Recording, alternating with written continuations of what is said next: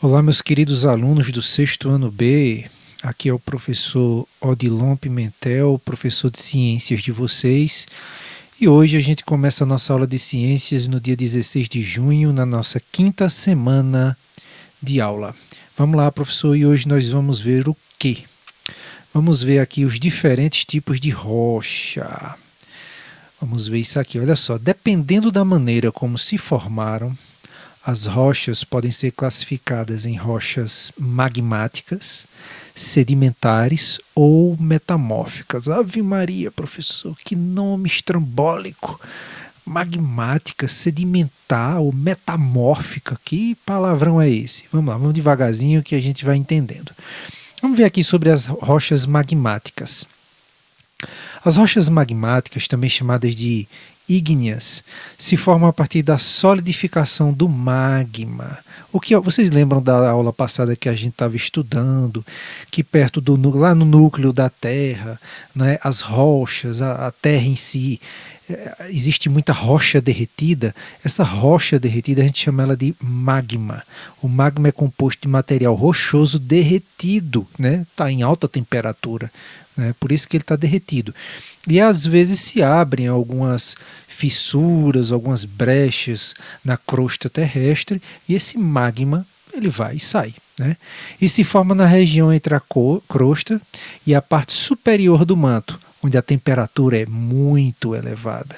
Então as rochas magmáticas têm esse nome porque elas se originam do magma, essa rocha derretida que ao entrar em contato com a água ou com o ar, ela resfria, se solidifica e se transforma nessa rocha magmática. Então veja só, aqui nas regiões lá embaixo, nas regiões mais profundas, olha só, tem essa rocha derretida, né? E às vezes abrem algumas brechas, algumas fissuras por onde elas saem, o que vai formar o que a gente chama de vulcões também, né? São os vulcões, é por onde sai esse magma, né? Então, representação esquemática dos locais de formação do magma e das formas como ele pode vir à superfície. Note que o magma pode se formar em diferentes profundidades, né? E as rochas sedimentares? A gente já viu as rochas magmáticas, que se formam a partir do magma, do resfriamento do magma. Vamos lá, as rochas sedimentares são formadas a partir de sedimentos, isto é, partículas originadas de outras rochas. Como assim, professor? As rochas existentes, elas vão se fragmentando, vão se quebrando e depois elas vão se comprimindo, né, por conta da pressão, vão sendo cobertas por outros materiais e essa pressão vai originando essas rochas sedimentares, né? Então, por exemplo, essas outras rochas podem ser as próprias rochas magmáticas, as metamórficas ou mesmo pedaços de rochas sedimentares das próprias. Essas partículas são criadas pelo intemperismo. Vocês lembram que a gente estudou isso na aula passada, né? Que é aquele fenômeno em que a temperatura, a chuva, ela vai quebrando as rochas, né? Então, esse intemperismo é o conjunto de processos que causam a fragmentação e a dissolução de rochas. Tais transformações podem ser causadas por chuvas, variações de temperatura, vento, né, e outros fatores. Então a gente vê aqui como é que se dá essa formação. Aqui é o Grand Canyon, que fica lá nos Estados Unidos, no estado do Arizona, né? O Vale do Arizona, na verdade, fica no estado do Texas, se eu não me engano, o Grand Canyon. É constituído por rochas sedimentares que formam camadas horizontais bastante evidentes, né? Isso aqui levou milhões, bilhões de anos para se formar. O arenito é uma rocha sedimentar comum no território brasileiro. Veja só, é uma rocha formada por pedacinhos de outras rochas, né? Por exemplo, por pedacinhos de rochas magmáticas, né? Das próprias rochas sedimentares, das metamórficas, que ali vão se comprimindo e formam essas rochas chamadas de rochas sedimentares. Então, só para lembrar, as rochas sedimentares são formadas pelos fragmentos de outras rochas. O que são rochas metamórficas? As rochas metamórficas se originam a partir de transformações em outras rochas. Esse processo envolve aumento de pressão e temperatura, mas preserva o estado sólido da rocha. Isto é, a rocha não derrete durante o processo metamórfico. A rocha que dá origem a uma rocha metamórfica é chamada de protolito, mármore, ardósia e quartzito, e são exemplos de rochas metamórficas, né? Que são rochas formadas também por outras rochas, mas não pelos pedaços de outras rochas. São rochas que, ao sofrerem altas pressões e altas temperaturas, acabam modificando sua estrutura e se transformando em rochas metamórficas. Existem vários tipos, como a gente viu, de rocha metamórfica: mármore, ardósia e o quartzito. Né? Então aqui eu tenho, por exemplo, aqui uma representação simplificada da textura de um arenito e aqui do quartzito, que, se vocês observarem aqui, existem umas brechinhas entre esses fragmentos, só que com o aumento da pressão, aumento da temperatura, essas brechinhas desaparecem e ele se transforma, não é,